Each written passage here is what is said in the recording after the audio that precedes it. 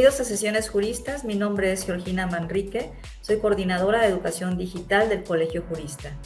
En esta sesión nos acompaña el maestro Eduardo Sotelo González con el tema Subrogación materna y el interés superior de la niñez. Bienvenido, maestro. Es un gusto tenerlo con nosotros en este espacio. Muy buena tarde, doctora. Muy amable. Gracias. Gracias. Pues antes de que inicie su exposición, me gustaría dar a conocer un resumen curricular de nuestro invitado. Eduardo Sotelo González es licenciado en Contaduría y licenciado en Derecho. Ha cursado la maestría en Derecho Fiscal y la maestría en Derecho Constitucional y Amparo en el Colegio Jurista.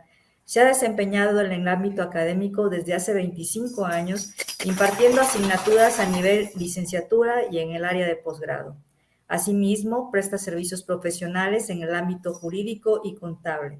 También ha participado en diversas convocatorias de difusión del conocimiento con ensayos y artículos de investigación. Bien, maestro, pues le cedo el audio y el video para que nos dé la exposición sobre el tema. Adelante. Muchas gracias, doctora Georgina. Un placer. Como ya se comentó en este momento, el tema que se va a desarrollar en esta sesión, en esta charla, es la maternidad subrogada y su impacto en el interés superior de la niñez. Este es un tema realmente de gran importancia que va avanzando y va abarcando, se va presentando en diversos escenarios jurídicos, como es en la Suprema Corte de Justicia de la Nación y desde luego en las legislaturas de los estados. Es de gran importancia porque existe una tutela a los derechos humanos, debe darse una tutela a los derechos humanos que se desprenden, que derivan ciertamente de esta técnica de reproducción asistida. Para el desarrollo de la sesión voy a utilizar la siguiente presentación y la sesión la voy a desarrollar a partir de los siguientes puntos en particular. Primero, estaré haciendo referencia a un concepto de la maternidad subrogada. Enseguida haré referencia a algunas técnicas de reproducción asistida de manera general únicamente, dando paso a continuación a la conceptualización jurídica que tiene la maternidad subrogada, cómo la podemos identificar dentro del contexto jurídico. Asimismo, resaltando en ese punto algunos aspectos de gran importancia. Acto seguido, mencionaré algunos aspectos de gran interés que se presentan en el amparo en revisión 553-2018, que fue resuelto por la primera sala de la Suprema Corte de Justicia de la Nación en el mes de noviembre del 2018, y también lo correspondiente a el pronunciamiento que hizo el Pleno de la Corte en el pasado 5 de junio del año 2021, en relación también a este tema tan importante que es la maternidad subrogada. Finalmente, formularé algunas reflexiones que atañen directamente en el interés superior de la niñez, cómo es que la maternidad subrogada, cómo es que esta técnica de reproducción asistida impacta en el interés, en la esfera jurídica de los derechos humanos de los menores, tutelados por el artículo 4º constitucional y desde luego por el parámetro de regularidad constitucional que tenemos a través de las demás normas y a través de los otros cuerpos normativos, como son los tratados internacionales. Bien, voy a utilizar entonces la presentación para ir haciendo referencia a estos puntos. Bien, en primer término, vamos a identificar qué es la maternidad subrogada. La maternidad subrogada es un procedimiento de reproducción asistida. Esa es la parte medular inicial que tenemos con esta figura, que se le identifica también como renta de vientres, como subrogación de úteros, como gestación por sustitución y otras denominaciones que se le han dado a este procedimiento, a esta técnica de reproducción asistida. ¿En qué consiste esencialmente? La maternidad subrogada es un procedimiento en el cual a una mujer se le implanta un embrión o cigoto, con estos términos médicos que se utilizan en esta técnica de reproducción asistida, se le implanta en el útero. ¿Sí? ¿Cuál es la finalidad de ese primer procedimiento o esa primera parte de la técnica? Es que ese embrión lleve a cabo un proceso de gestación humana, un proceso de gestación desde esa implantación hasta el nacimiento del o la menor. ¿Sí? En la maternidad subrogada surge una diversidad, o en las técnicas de reproducción, surge una diversidad de procedimientos médicos, en donde podemos encontrar y señalar de manera general los siguientes. Podemos encontrar la fecundación in vitro, la transferencia de embriones, la transferencia intratubática de gametos, la transferencia intratubática de cigotos, la transferencia intratubática de embriones. También podemos identificar la donación de ovocitos y el útero subrogado. Todas estas técnicas son procedimientos médicos, son técnicas de reproducción asistida a través de las cuales se permite que parejas de homosexuales, uno, dos, aquellas parejas heterosexuales que por alguna afectación en su organismo no puedan llevar a cabo un proceso de reproducción o simplemente en el contexto individual y bajo el derecho humano de libre desarrollo de la personalidad, una persona en particular, una persona en lo individual, decide integrar una familia, pero sin la referencia, sin la figura tradicional que conocemos históricamente. En ese sentido, es muy importante señalar que el concepto de familia ha evolucionado de manera muy acelerada. Anteriormente la familia, bajo una denominación o bajo un concepto tradicional, pues se había considerado como la unión, el vínculo afectivo, el vínculo jurídico entre una mujer y un hombre, el varón y la mujer, como normalmente había sido señalado en los diversos códigos civiles y familiares. Sin embargo, la velocidad con la que se mueve la sociedad actualmente ha generado otras formas, ha generado otras figuras que tienen que ver directamente con el concepto familiar.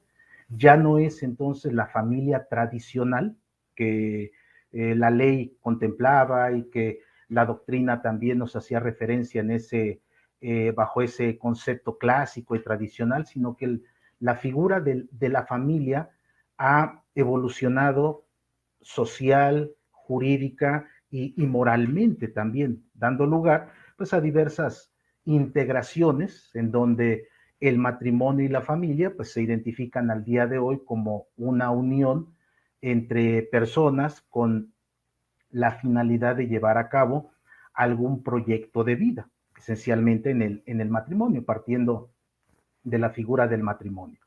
Bien, la maternidad subrogada ha generado algunos conflictos de diversa índole, como lo menciono en este momento.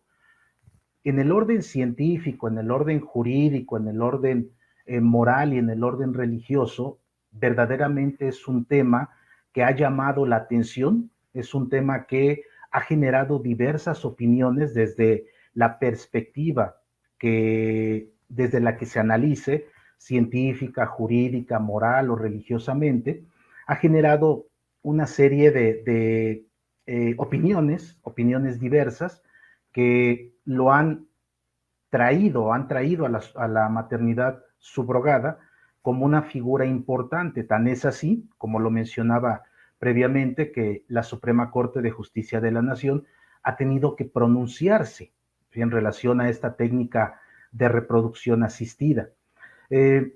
Aquí en esta referencia pongo de énfasis porque la maternidad subrogada ha generado conflictos. ¿Sí? Puede darse el caso, como se establece aquí en la diapositiva de la presentación, puede darse el caso que haya incluso 3 madres del menor procreado. Uno, la primera, la que ha manifestado su voluntad procreacional, la que dona el óvulo, y la tercera, la que lleva a cabo la gestación y alumbramiento del o la menor. Entonces, en una situación que puede reunir las 3 partes, acorde al ejemplo señalado, podemos encontrar 3 mujeres que participan o que pueden identificarse desde una perspectiva general como madres del menor o la menor procreada. ¿Sí? Eso definitivamente eso definitivamente debe ser regulado jurídicamente para que esta incertidumbre, estos escenarios que derivan ciertamente de esta problemática, de esta situación particular de la maternidad subrogada, sean perfectamente aclarados, sean perfectamente acogidos por la norma jurídica y se brinde con ello la certeza correspondiente. Bien, ¿cómo se regula jurídicamente la maternidad subrogada? ¿Qué es jurídicamente la maternidad subrogada? Ya la hemos identificado en este momento como un procedimiento, como una técnica de reproducción asistida. Pero vayamos a la parte jurídica. ¿Qué es la subrogación materna? ¿Qué es jurídicamente? ¿Cómo podemos conceptualizar la renta de vientres, el útero subrogado, etcétera, bajo estas diversas denominaciones que tiene esta figura?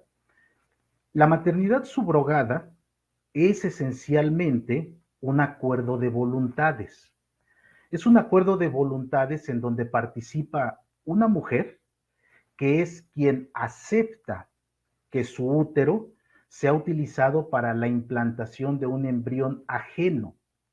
Y por otro lado, vamos a encontrar a personas infértiles, mujeres con impedimentos médicos para llevar a término un embarazo, o puede ser también parejas homosexuales. Entonces son las 2 partes que intervienen en este convenio, son las 2 partes que intervienen en esta manifestación de voluntades que debe presentarse, que debe quedar plenamente constatado en el procedimiento de maternidad subrogada. Bien, el compromiso que asume o la obligación que asume la primera, que es la mujer que acepta que su útero sea utilizado para la implantación del embrión ajeno, la obligación de esta primera participante en este convenio es abandonar o entregar al menor, al recién nacido, con el fin de que la madre, el padre o la pareja que la contrató lo asuman como su hijo. Esa es la obligación que tiene la primera de las partes, que es la mujer que ha manifestado su voluntad para que su útero lleve a cabo ese proceso de reproducción humana hasta el alumbramiento. Entonces, la obligación que tiene esta mujer es entregar al menor, ¿sí? Con las personas o la persona con quien ha celebrado este convenio.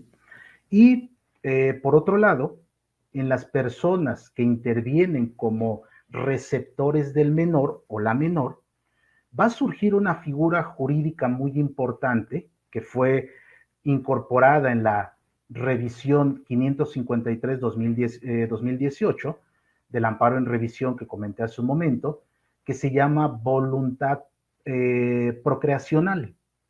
La voluntad procreacional significa que asumo la obligación de otorgar todos los derechos, todos los satisfactores, todo lo que un menor necesite, aunque biológicamente no sea mi hijo, aunque biológicamente no sea mi hija. A eso le vamos a llamar voluntad procreacional y es la figura principal, es el pilar en virtud del cual se hace el pronunciamiento del ministro ponente en el amparo en revisión 553-2018. Ahí entra entonces ese concepto de voluntad procreacional. ¿Qué más encontramos en esta regulación jurídica de la maternidad subrogada? La maternidad subrogada es un procedimiento de reproducción asistida, como ya se ha mencionado, que requiere fundamentalmente el acuerdo de voluntades.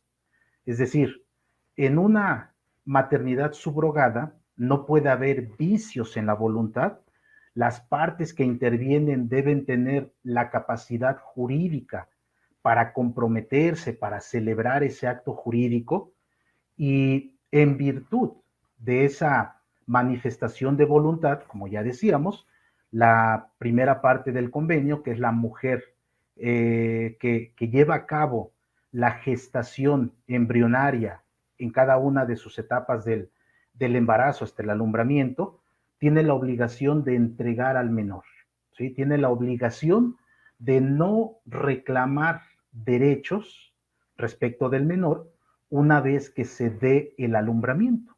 Y ahí empiezan a surgir una serie de vicisitudes que podemos encontrar en la maternidad subrogada, ¿sí? Porque imaginemos en un primer momento que esa mujer que ha aceptado inicialmente que le sea implantado ese embrión, en algún momento cambiara de opinión, en algún momento quisiera no cumplir con esa obligación que ha quedado plasmada en ese acuerdo de voluntades.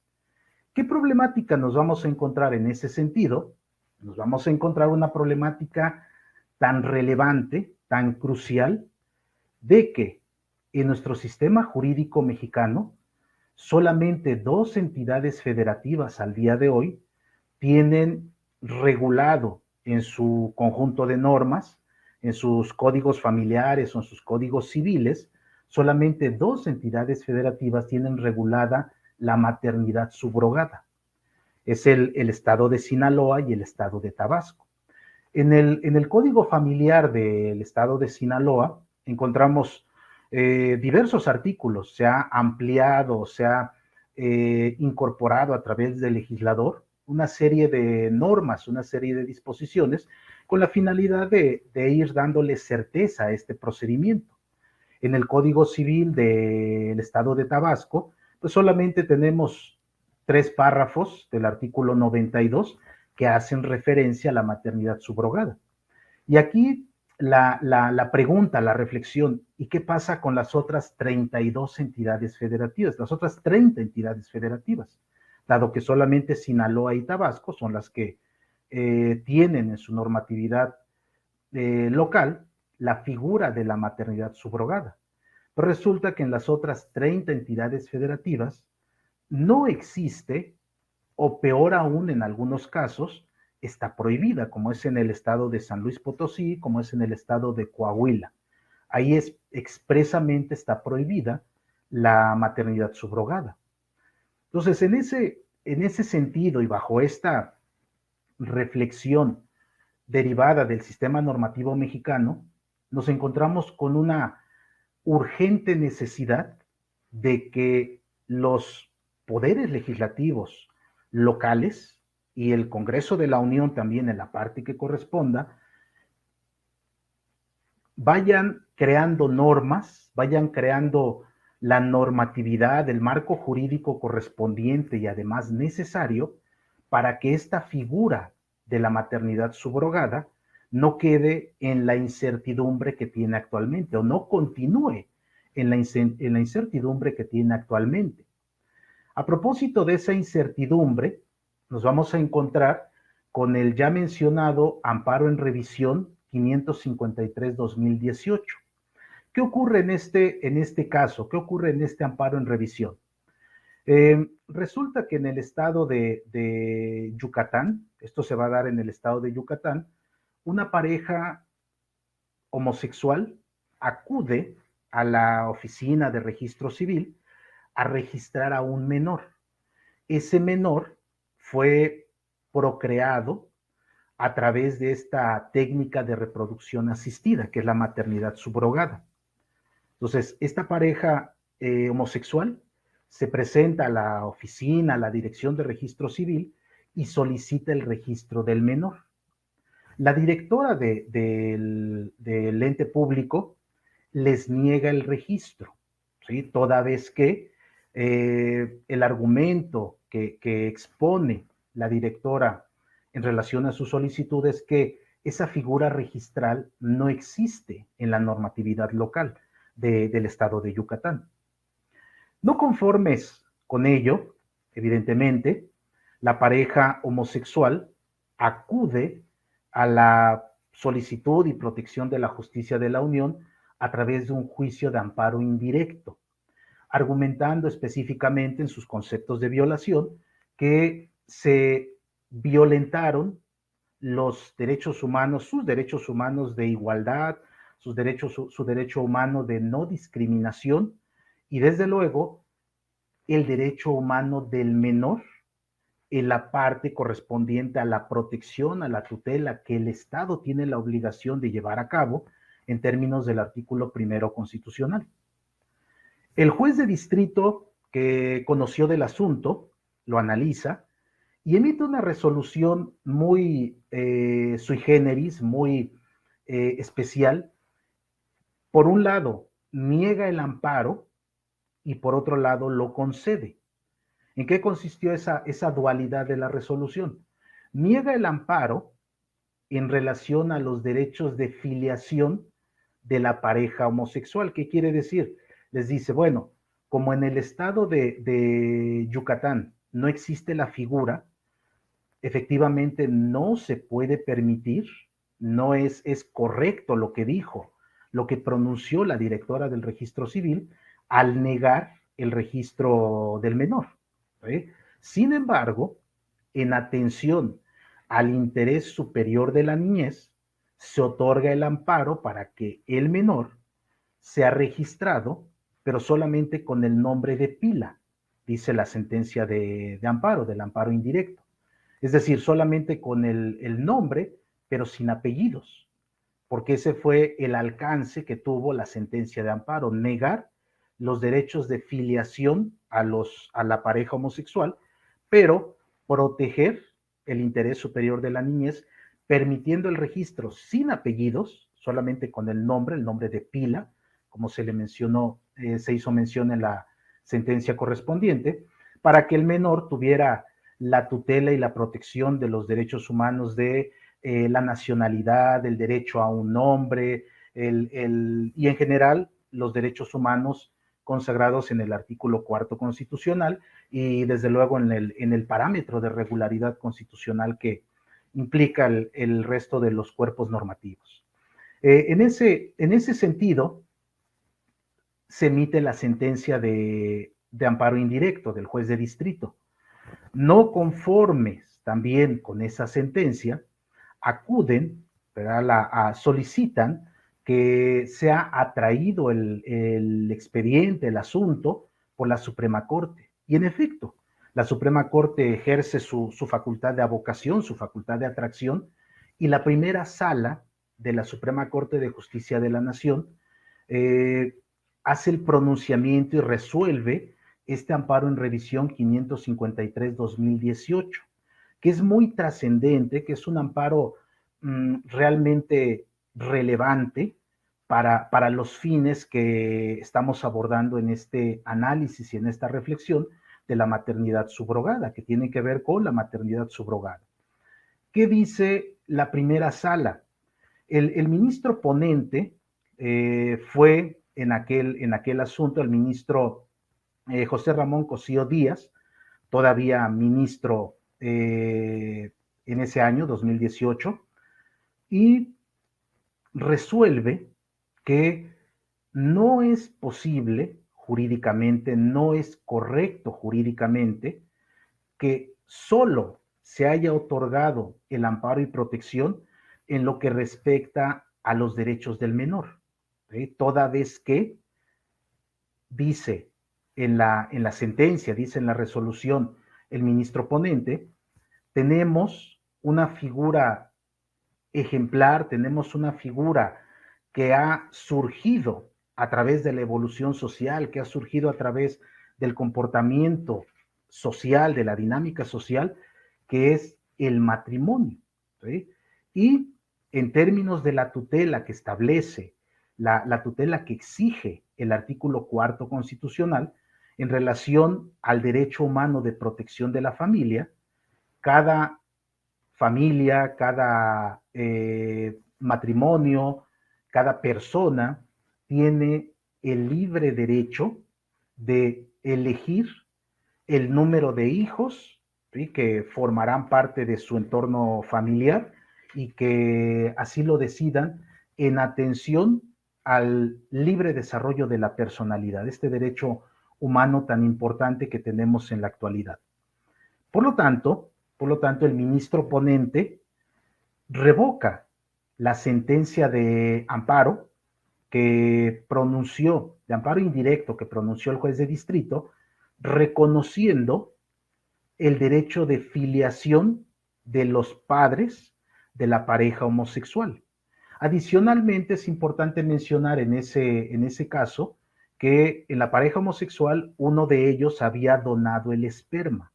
Entonces dice el ministro ponente, eso da mayor énfasis y eso da mayor sustento a la resolución que se está pronunciando en este amparo en revisión, toda vez que en efecto existe esa referencia genética o esa referencia biológica para que les sean reconocidos a la pareja homosexual los derechos de afiliación. Y por lo tanto, se ordena la Dirección de Registro Civil del Estado de Yucatán que haga el registro completo del menor, es decir, con el nombre, pero también con los apellidos, y que reconozca los derechos que derivan de la filiación, ¿sí?, para ese menor, como es el derecho a tener una familia, como es el derecho a recibir alimentos, como es el derecho en general a la protección y tutela de su esfera jurídica de forma completa. ¿Sí? Esa es la sentencia que pronuncia el ministro Cosío en noviembre de 2018. Y una resolución también importante que se presenta en este sentido ocurre el 5 de junio del año 2021, cuando el Pleno de la Suprema Corte analiza la constitucionalidad del Código Civil del Estado de Tabasco. Decíamos, es uno de los estados que sí tienen regulada la maternidad subrogada.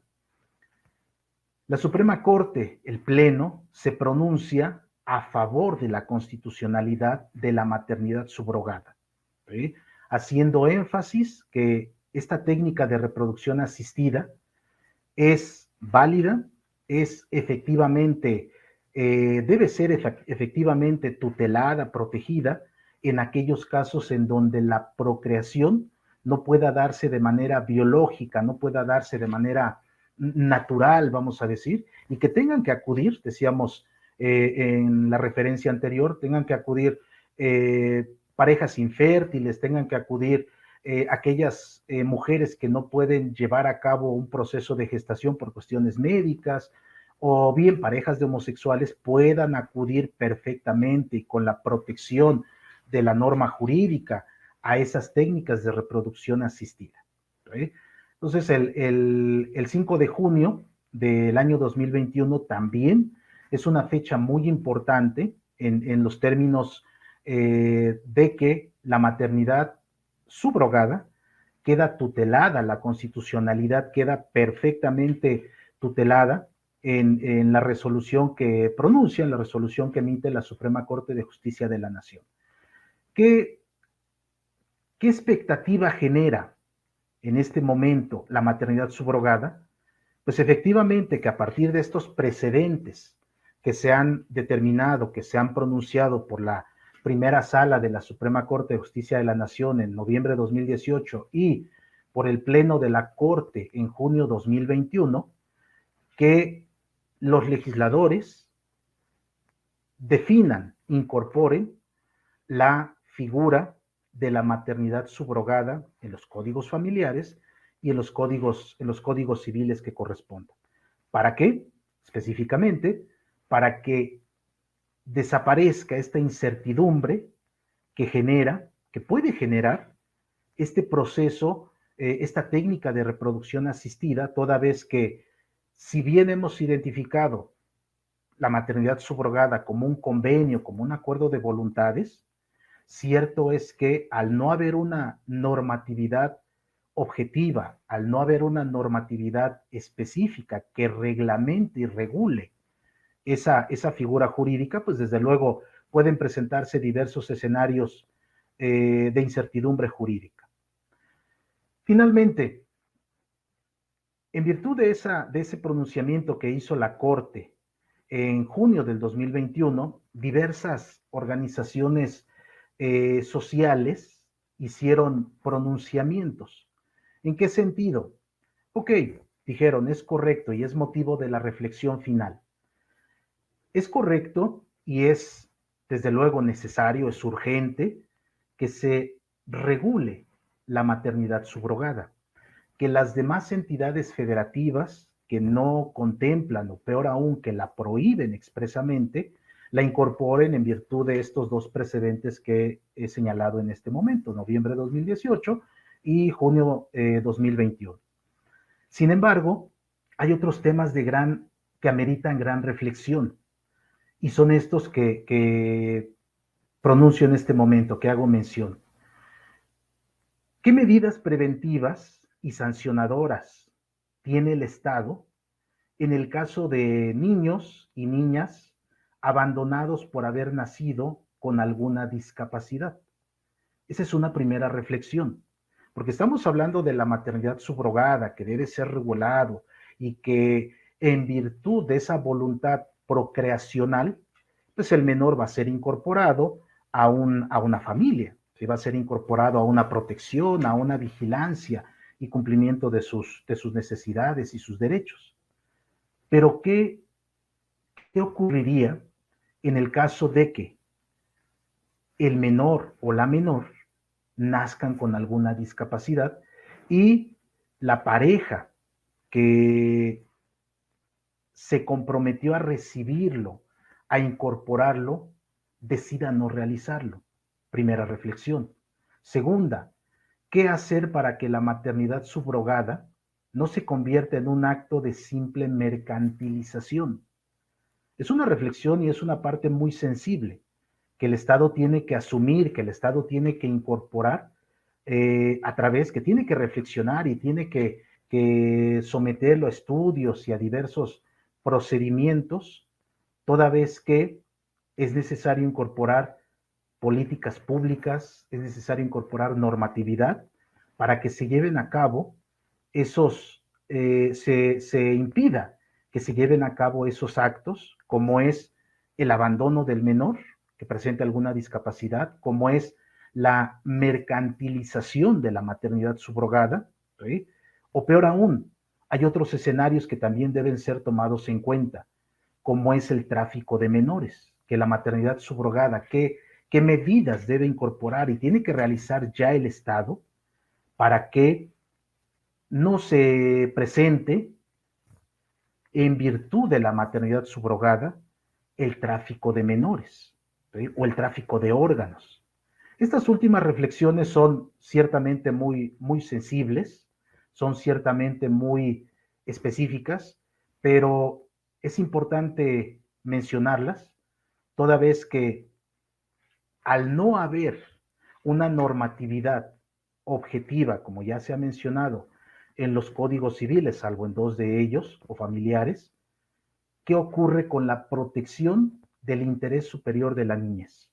¿Sí? Por ello, la maternidad subrogada tiene un impacto en el interés superior de la niñez, en la protección de sus derechos humanos, toda vez que no es únicamente la regulación de esa figura a través del convenio, a través de las normas que establezcan objetivamente su reglamentación o su regulación, sino todos estos aspectos que pueden derivarse y que exigen, que ameritan la intervención del Estado.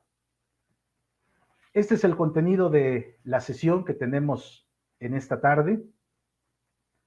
Muchas gracias. Gracias, maestro. Pues nos ha planteado de manera clara y sencilla un tema que me parece que es complicado y controversial, ¿verdad? Entonces, a manera de resaltar algunos elementos que nos comentó, me gustaría hacerle algunas preguntas. La primera de ellas es, ¿cuál es la finalidad de las técnicas de reproducción asistida? Sí, principalmente las técnicas de reproducción asistida tienen el objetivo de apoyar a aquellas personas que no pueden llevar a cabo una procreación, ya sea por infertilidad, ya sea por que médicamente no es posible llevar a cabo para la mujer todo el proceso de gestación y alumbramiento, o bien para que las parejas homosexuales puedan incorporar menores, puedan ir creando y desarrollando como tutela el artículo 4 constitucional la familia que han decidido formar. Entonces, las técnicas de reproducción asistida tienen esa finalidad principal, ¿sí? Cubrir esas situaciones específicas que impiden el desarrollo, la integración biológica de una familia. Gracias, maestro. Y también nos habló de un ajuste en la cuestión jurídica. ¿Por qué es importante la regulación jurídica de la maternidad subrogada? Sí, esto es de gran importancia porque la maternidad subrogada es una figura que está presente, es una figura fáctica, es un procedimiento fáctico, pero jurídicamente la regulación que debería existir ha quedado rezagado o simplemente es inexistente, como ya lo habíamos señalado. Entonces es fundamental, es de gran importancia que los cuerpos legislativos, tanto locales como el federal, se aboquen al trabajo, se aboquen al desarrollo de normas jurídicas que reglamenten objetivamente la maternidad subrogada. Esta regulación necesaria, esta urgente regulación normativa de la maternidad subrogada, ¿qué representa para nuestro sistema jurídico? Definitivamente representa un enorme desafío.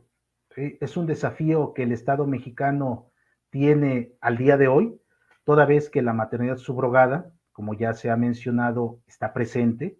Es un procedimiento que puede y se tiene acceso cada vez en mayor medida, pero que no existe la normatividad que objetivamente reglamente, que objetivamente regule las obligaciones y los derechos que hemos comentado en esta sesión. Entonces, para el Estado, verdaderamente es un enorme, enorme desafío que se aboque a la creación de normas jurídicas para que la maternidad subrogada deje de estar en esa incertidumbre, deje de generar esas distintas interpretaciones y desde luego el procedimiento sea ajustado, se realice en términos de lo que establezca en su momento el marco normativo, la norma jurídica correspondiente.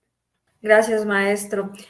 Respecto a la actuación de la Suprema Corte de Justicia de la Nación, ¿cuál fue el criterio utilizado en la revisión para resolver el amparo en revisión 553 diagonal 2018 que nos presentó el día de hoy? Sí, el criterio que principalmente tomó y en virtud del cual emitió la resolución la primera sala de la Suprema Corte de Justicia de la Nación es el derecho humano de protección a la familia. ¿Sí? Que la familia, como se señaló en momentos anteriores de esta sesión, ya no es la familia tradicional. La familia es una figura actualmente distinta, es una figura dinámica que en la sociedad va cambiando, que en la sociedad va mutando esta figura de la familia, pero a pasos acelerados. Entonces, la Suprema Corte toma inicialmente, la primera sala de la Suprema Corte toma como criterio, como pilar fundamental, por un lado, la tutela del derecho humano de protección a la familia y por el otro, desde luego, como lo confirma en el amparo en revisión, la tutela de los derechos humanos del menor, la tutela del interés superior de la niñez. Gracias. Bueno, finalmente, ¿cuál es el impacto que tiene la maternidad subrogada en los derechos humanos de la niñez que ya nos ha resaltado en esta sesión? Sí, el procedimiento de maternidad subrogada y principalmente los precedentes que se han fijado a través del amparo en revisión 553-2018 y el pronunciamiento de la Corte de junio 2021 tienen y alcanzan efectivamente la protección, la tutela de los derechos humanos de los menores. Garantizan en primer momento la tutela y la protección de que el menor tenga colmado, se vea protegido y satisfecho, por lo tanto, su derecho humano a tener un nombre, su derecho humano a tener una nacionalidad que es fundamental, no solo a través de la Constitución política de los Estados Unidos mexicanos, sino en virtud de todas las normas que forman este parámetro de regularidad constitucional que actualmente nos rige, y asimismo los derechos que derivan de la filiación. ¿Sí? Cuando la primera sala resuelve otorgarle los derechos a la pareja homosexual, los derechos de filiación, está protegiendo también los derechos humanos del menor en turno, en cuestión, toda vez que de ese derecho de filiación de la pareja homosexual derivan derechos de los menores, como es el derecho a estar incorporado a una familia, a un ambiente familiar, a un entorno familiar que le permita su desarrollo en sus diversos aspectos, un desarrollo sano, los alimentos, los temas incluso de derecho sucesorio, etcétera. Entonces es los dos precedentes y particularmente el 553-2018 verdaderamente llevan a cabo una labor importantísima, se lleva a cabo una labor importantísima por la primera sala de la Suprema Corte en lo que se refiere a la tutela del interés superior de la niñez. Una pregunta más, contador. ¿Qué tan complicado considera usted que puede ser esta normatividad? Puede generarse, podríamos pensar que legislativa y jurídicamente no sea complicado, toda vez que tenemos las referencias del estado de Sinaloa y el estado de Tabasco que incorporan, que tienen en su normatividad local la figura de la maternidad subrogada. Y principalmente los aspectos que pueden generar conflicto, como decíamos al inicio de la exposición, son los aspectos morales y religiosos. Los aspectos morales y religiosos, definitivamente en ese sentido y en ese aspecto, desde luego es de no esperar el apoyo, no esperar el respaldo de esa parte, de esa manifestación en términos de esos dos rubros específicos, que es la moral y la religión, y ahí es en donde podría presentarse la problemática principal. ¿Sí? Pero insisto, legislativamente considero que simplemente es cuestión de voluntad legislativa, simplemente es cuestión de que los diversos cuerpos legislativos de los estados y el Congreso de la Unión lo incorporen en su agenda, reconozcan y puedan darse cuenta que es un tema muy importante, que es un tema tan necesario de regular y que esta problemática puede irse incrementando porque la dinámica social avanza, la dinámica social se mueve a pasos agigantados. Gracias, maestro. ¿Algún comentario adicional en torno al tema?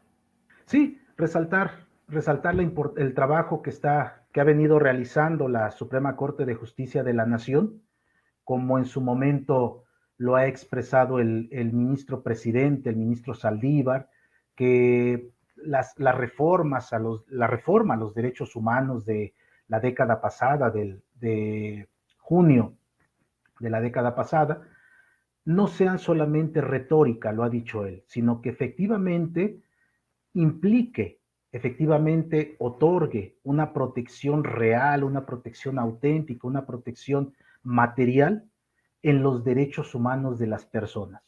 Y efectivamente, la labor de la Corte pone de manifiesto, con estos dos precedentes que nos han ocupado la tarde de hoy, pone de manifiesto esas palabras del ministro presidente, que la protección de los derechos humanos no sea una simple retórica, sino que sea una labor objetiva, una labor diaria y una labor material de la Suprema Corte de Justicia de la Nación. Pues bien, hemos llegado al término de esta sesión. Le agradecemos esta charla, fue muy enriquecedora, muy sencilla dentro de la dificultad que me parece que lleva el tema, insisto, y le agradezco a nombre de las autoridades del Colegio Jurista el compartir con nosotros su experiencia en esta sesión y extendemos esta invitación nuevamente para un siguiente ciclo de conferencias. Muchas Desde luego, con gracias. todo gusto. Muchas gracias. Buena tarde. Gracias. Y bueno, finalmente, y como siempre, invito a todos aquellos que nos visualizan a que consulten, revisen la actualización de nuestra oferta académica que se encuentra en nuestra plataforma www.colegiojurista.com y también que nos sigan en Facebook, ahí ya saben que nos encuentran como Colegio Jurista. Gracias.